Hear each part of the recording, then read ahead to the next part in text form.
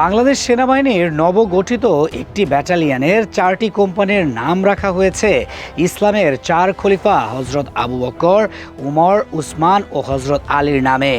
আর তাতেই যেন আবারও ঘুম থেকে উঠে বসেছে ভারতীয় গদি মিডিয়ার। ভারতীয় সংবাদ মাধ্যম নর্থ ইস্ট নিউজে সাংবাদিক চন্দন নন্দীর একটি প্রতিবেদনে দাবি করেন এই নামকরণ বাংলাদেশ সেনাবাহিনীর ভিতরে ক্রমবর্ধমান ইসলামপন্থী প্রবণতার ইঙ্গিত বহন করে।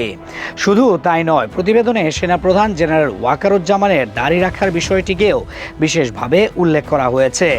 সেখানে বলা হয়েছে এটি স্বাধীনতা পরবর্তী বাংলাদেশ সেনাবাহিনীর পূর্ববর্তী সেনাপ্রধানদের দীর্ঘদিনের দাড়িবিহীন ঐতিহ্য থেকে একটি দৃশ্যমান পরিবর্তন এবং এটিকে একটি ধর্মীয় পরিচয়ের প্রতীক হিসেবে উপস্থাপন করা হয়েছে।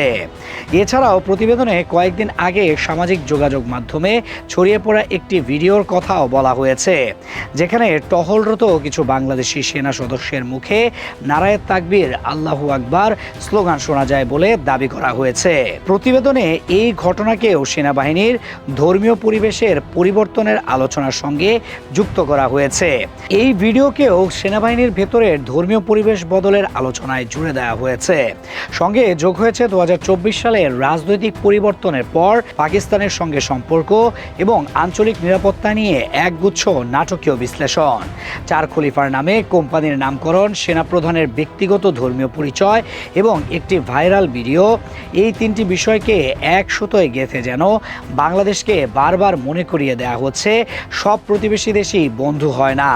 আর ভারতীয় গদি মিডিয়া যে দিন দিন ইসলামোফোবিয়ার চরম পর্যায়ে চলে গিয়েছে তারই এক জ্বলন্ত উদাহরণ এটি।